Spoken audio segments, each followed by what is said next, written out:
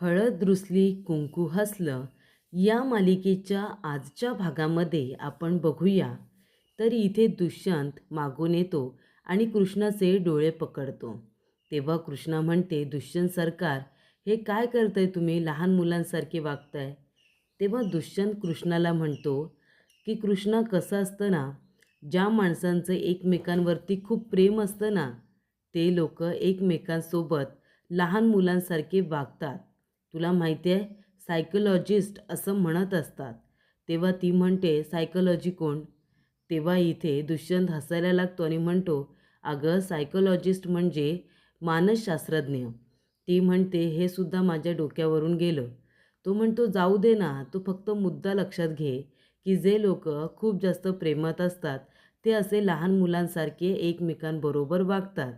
तेव्हा इथे कृष्णासुद्धा दुष्यंतची मस्करी करते आणि तीसुद्धा लहान मुलांसारखी बोलायला लागते. ती म्हणते, दुष्यंत सरकार, तुम्ही माझ्याबरोबर शेतावरती याल का? बोला ना दुष्यंत सलकाल. तेव्हा इथे लाडात बोलल्यानंतर दुष्यंतला खूपच जास्त हसायला येतं. जेव्हा ती म्हणत असते की दुष्यंत सलकाल बोला ना, तेव्हा तो म्हणतो, ए बाई कृष्णा, तू काही माझ्याजवळ लाडात बोलू नकोस हां, मला खूप जास्त हसायला येते. आणि अचानकपणे कृष्णा सिरियस होते. तेव्हा दुष्यंत म्हणतो, ए कृष्णा, काय झालं? हे बघ, आत्ताच म्हणालो की नाही मी, जे काही मनात असेल ना ते बोलायचं, मनात ठेवायचं नाही, साठवून ठेवायचं नाही. बोल, काय झालं? तेव्हा कृष्णा म्हणते, काही नाही, आपण फॉर्म तर भरला आहे, पण पुढे काय, प्रचाराचं काय? तेव्हा दुष्यंत म्हणतो, तू कशाला टेन्शन घेते? तू चल माझ्याबरोबर, तुला काहीतरी दाखवायचं आहे. तेव्हा प्रेक्षकांनो, इथे आता रांगडे पाटलांच्या घरी सगळेजण जेवायला बसत असतात. तेव्हा बाळजाला आठवत असतं, कृष्णे म्हणालेली असते की आता तुमच्या स्वतःची सूनच तुमच्या विरोधात उभी आहे. तुम्हाला जे काही करायचं आहे ते करा. शेतकऱ्यांवरती आत्तापर्यंत तुम्ही जो अन्याय केला ना, आता तो तुम्हाला थांबवावाच लागेल. तेवढ्यात इथे आता दलपत म्हणत असतो की हे बघा, जे काही आहे ना वहिनीसाहेब, ते आता मनातून काढून टाका. सगळं काही तुमच्या मनाप्रमाणे होईल. विजयाचा गुलाल तुमच्याच अंगावरती उधळणार बघाच तुम्ही. तुम्ही टेन्शन घेऊ नका त्या कृष्णीचं. तेव्हा इथे बाळजा म्हणत असते की टेन्शन त्या कृष्णाचं नाहीच आहे, टेन्शन माझ्या मुलाचं दुष्यंतचं आहे. कालपर्यंत माझा दुष्यंत माझ्या प्रचारासाठी मेहनत करत होता, माझ्यासाठी इथे झटत होता, आणि आता काय झालं? आता त्या कृष्णेलासुद्धा त्यानेच तयार केलं असेल ना निवडणुकीसाठी माझ्या विरोधात उभं राहायला. माझा मुलगा किती बदलला आहे या गोष्टीचा मी विचार करते. तेव्हा इथे जयकांत म्हणत असतो, हां, हे बरोबर आहे काकी, ती कृष्णे आहे ना कृष्णे, ती लईच हुशार आहे. तेव्हा बाळजा म्हणत असते, अरे पण ती कृष्णे हुशार आहे, पण तुझं काय रं?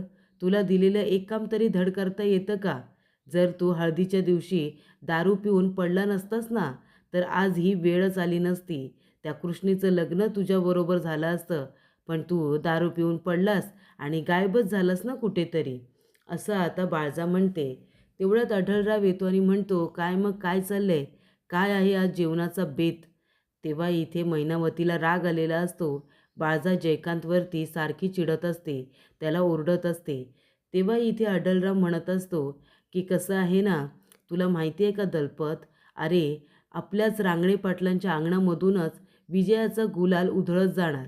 पण कुणाच्या नावाचा माहिती आहे का? आणि कुणाच्या अंगावर? तर आपल्या कृष्णीच्या अंगावरती विजयाचा गुलाल हा उधळला जाणार, याची मात्र मला गॅरंटी आहे. वा वा, जेवणाचा बेतसुद्धा लई झाक झालेला आहे. तेव्हा इथे बाळजा म्हणत असते, तुम्ही कितीही म्हणा, कितीही स्वप्न रंगवा, पण विजयाचा गुलाल हा माझ्याच अंगावरती उधळला जाणार. तर इथे दुष्यंत कृष्णाचा हात पकडतो आणि तिला बाहेर घेऊन येतो. तर इथे काही गावातली मुलं मुली आलेले असतात, काही लोक आलेले असतात, जे कृष्णाच्या प्रचारासाठी इथे ऑलरेडी तयारीला लागलेले असतात. जेव्हा कृष्ण दुष्यंतला म्हणते की प्रचाराचं काय, तेव्हा दुष्यंत म्हणतो, कृष्ण हे बघ, अगं तुझ्या प्रचारासाठी लोक इथे जमलेत आणि त्यांनी ऑलरेडी प्रचार सुरू केलेला आहे.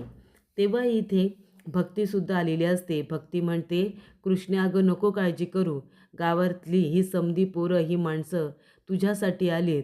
तुझा प्रचार कसा छान पद्धतीने करता येईल यासाठी ते इथे आलेत आणि विजयाचा गुलाल तुझ्याच अंगावरती उधळणार हे सुद्धा तेवढंच खरं. तेव्हा कृष्णा म्हणते, आता मला कशाची बी भीती नाही. माझ्यामध्ये 10 हत्तींचं बळ संचारले असं वाटते मला दुष्यंत सरकार. आता विजय हा आपलाच होणार. त्यानंतर इथे सकाळ सकाळ अढळरावचा फोन येत असतो कृष्णाच्या फोनवरती. कृष्णा कामामध्ये बिझी असते. तेव्हा दुष्यंत म्हणत असतो की कृष्णा, अगं फोन वाजतोय तुझा, येतेस का उचलायला की मी घेऊ? तेव्हा इथे फोनच्या स्क्रीनवरती नाव बघितल्यानंतर आबा असं लिहिलेलं असतं. तेव्हा इथे दुष्यंत तो फोन काही उचलत नाही, कट होतो. तेव्हा कृष्णा येते आणि म्हणते, कुणाचा आहे? आणि कट झाला. जाऊ दे, मी आधी कामं उरकते, मग कुणाचा फोन आहे ते करेन. तो म्हणतो की आढळरावांचा फोन होता, आबा नाव आलं होतं. ती म्हणते, हो का? तेव्हा तो म्हणत असतो, कृष्णा, मी किती वेळा सांगितलं तुला, या माणसाजवळ आहे ना जास्त बोलत जाऊ नको. हा माणूस चांगला नाही आहे. तो तुझ्याजवळ का गोड गोड बोलतो, ते तुमचं बॉन्डिंग वगैरे जे काही स्ट्रॉंग झालं आहे ना, ते मला अजिबात पटत नाही. तो माणूसच मला नाही आवडत गं. तेव्हा कृष्णा म्हणत असते, दुष्यंत सरकार, हे बघा, अहो एखाद्या माणसाचा राग येणं ठीक आहे, पण तुम्ही तर तुमच्या आबांचा तिरस्कार करता. एवढं काय चुकलंय त्यांचं सांगा ना? तुमच्या मनात त्यांच्याबद्दल इतका राग, इतका तिरस्कार का? का तुमच्या मनामध्ये त्यांच्याबद्दल इतकं विष आहे? आज तुम्ही मला सांगूनच टाका. त्यांनी काय तुमच्याबरोबर चुकीचं केलं आहे? काय ते चुकीचं वागलेत? तेव्हा दुष्यंत म्हणत असतो, कृष्णा, खरं तर ही गोष्ट ना मला तुला सांगायची नव्हती. पण आता तू ऐक. तुला हा आढळराव जितका चांगला वाटतो ना तितका तो नाही आहे. मी साधारण 11-12 वर्षांचा होतो. तेव्हा शाळेमध्ये मला प्राईज मिळालं होतं. मी आनंदाने ते दाखवण्यासाठी घरी आलो होतो.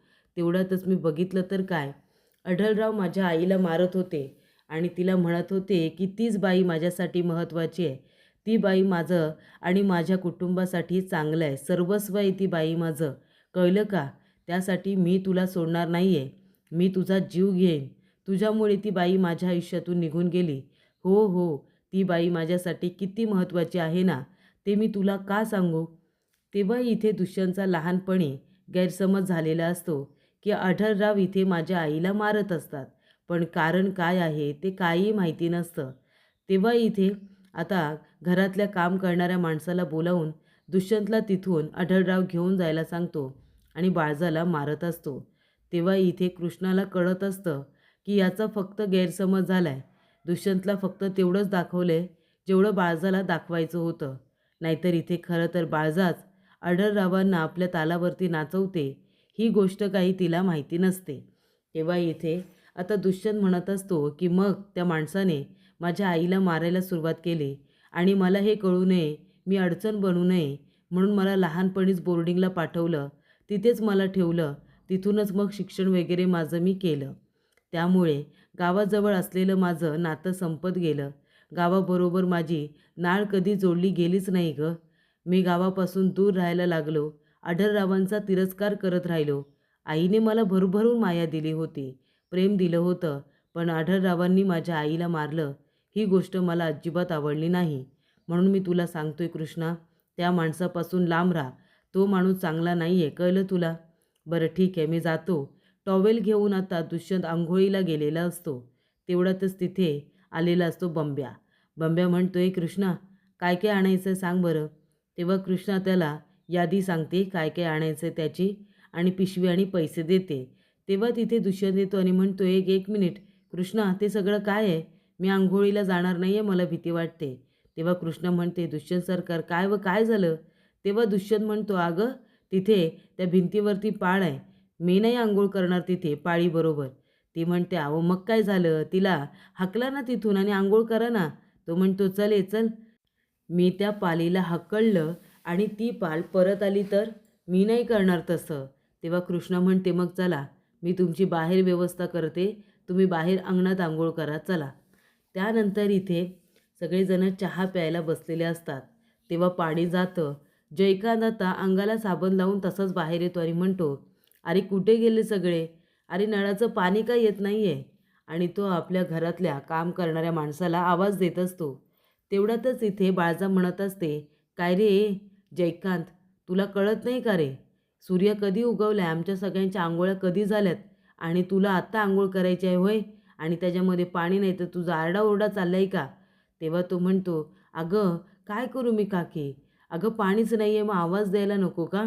तेव्हा इथे लगेचच बाळजाला राग येतो. ती आता चहाचा गरमागरम कप घेते आणि जयकांतच्या अंगावरती टाकते. तेव्हा जयकांत म्हणतो, "अहो काकी, हे काय केलं तुम्ही? गरम गरम चहा माझ्या अंगावरती टाकलात." मैनावती म्हणते, "अहो काय करते असं बाळजाबाई? तुम्ही माझ्या पोराच्या मागं का लागलात हात धुवून? का त्याच्यावरती गरम चहा टाकलात? त्याला भाजला असेल ना?" तेव्हा इथे बाळजा म्हणत असते, "अगं मग त्याने कामच तसं केलंय ना? सांग ना, का केलंस तू असं जयकांत? ज्या दिवशी मी फॉर्म भरायला जाणार होते, त्या दिवशी तू बरोबर गावामध्ये जाऊन का बरं जाळपोळ सुरू केलीस? शेतकऱ्यांना धमकावलंस, त्यांना मारहाण केलीस, कशासाठी हा धुमाकूळ घातलास?" तो म्हणतो, "अहो बाळजाबाई, ते लोकं इथे वसुली द्यायलाच तयार नव्हते, पैसे द्यायला तयार नव्हते आणि मग तुमच्या विरोधात कोणी उभंसुद्धा राहायला नको म्हणून मी हे सगळं केलं." ती म्हणते, "अरे पण तुला वसुली करायचा दिवस कालचाच भेटला होता का? आणि माझ्या विरोधात तसं बी कोणी फॉर्म भरलाच नसता. तुला काय गरज होती आधीच त्या लोकांना जाऊन धमकवायची? सांग ना, काय गरज होती का? हे सगळं तुझ्यामुळे झालं. तू काल राडा केलास म्हणून सगळे शेतकरी रडत त्या कृष्णाकडे गेले, कळते का तुला? म्हणून ते गेले तिकडे." तेव्हा इथे बाळजा म्हणत असते, "तुझ्यामुळे हे सगळं झालं आणि मग काय? त्या कृष्णाला लोकांचं पाठबळ मिळालं आणि मग तिने माझ्या विरोधात उभं राहण्याची हिंमत केली. पण याला जबाबदार तूच आहेस, कारण तू गावामध्ये विष पेरलंस." असं आता बाळजा त्याला म्हणत असते. तर इथे कृष्णाने बाहेर आता छान असं बाथरूम तयार केलेलं असतो. 4 बाजूने साड्या लावलेल्या असतात आणि ती म्हणते, "दुष्यंत सरकार जा. अहो गावाकडं निम्म्यापेक्षा जास्त पुरुष बाहेरच दगडावरती अंघोळ करतात आणि तुम्ही काय लाजताय? चला बरं उभे राहा तिथे. आता मी तुम्हाला आडोसा पण केलाय आणि छान आता मोरी केली तुमच्यासाठी. चला आता अंघोळीला सुरुवात करा." तेव्हा दुष्यंत म्हणतो, "अगं काय हे कृष्णे, कुणी बघितलं तर?" तेव्हा इथे बंब्या म्हणतो, "अहो हे काय बोलताय तुम्ही दाजी? कुणी कशाला येईल बघायला तुम्हाला? आणि आलं तरी म्हणतील की नाही की या घरचा जावई किती गोरा आहे ते." तेव्हा तो म्हणतो, "ए तू गप्प बस काही बोलू नकोस." त्यानंतर इथे कृष्णा म्हणते, "बरं बरं ठीक आहे, तुम्ही अंघोळ करा, मी इथे उभी राहते." तो म्हणतो, "कपडे ठेवायला सुद्धा जागा नाही आहे, कुठे ठेवणार मी कपडे?" तेव्हा इथे आता दुष्यंतीला आपले कपडे हातामध्ये धरायला देतो. तीच म्हणते की "मी इथे उभी राहते, तुम्ही द्या बरं कपडे, मी पकडते." तेव्हा दुष्यंत इथे आपले एक एक कपडे काढतो आणि तिच्या हातामध्ये देतो. तो म्हणत असतो, "अगं कृष्णा, हे काय आहे? साबण कुठे आहे?" तेव्हा ती साबणाची वडीसुद्धा त्याला देते आणि म्हणते, "हे काय इथेच आहे." तेव्हा तो आता अंघोळ करताना म्हणतो, "बापरे! किती थंड पाणी आहे." आणि थंड पाणी बघितल्यानंतर अंघोळी करायला सुद्धा त्याला भीती वाटत असते. तर प्रेक्षकांना पुढील भागामध्ये इथे आता कृष्णा बाहेर उभी राहिलेली असते. दुष्यंतला आता हसत असते. दुष्यंत तिचा हात पकडतो आणि तिला आपल्या दिशेने खेचतो. तेव्हा ती म्हणत असते, "अहो दुष्यंत सरकार काय करते हे? माझी अंघोळ झाली सकाळी. तुम्ही मला कशाला पाण्यामध्ये खेचलत?"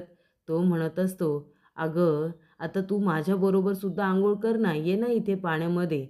तेव्हा इथे आता कृष्ण आणि दुष्यंत दोघेजणं बोलत असतात. कृष्णा म्हणत असते, "आपल्याला प्रचाराला जायचं आहे. आपल्या दोघांना जर असं कोणी बघितलं ना, तर आपल्या दोघांबद्दल वेगळाच प्रचार सुरू होईल गावामध्ये. कळतंय का तुम्हाला?"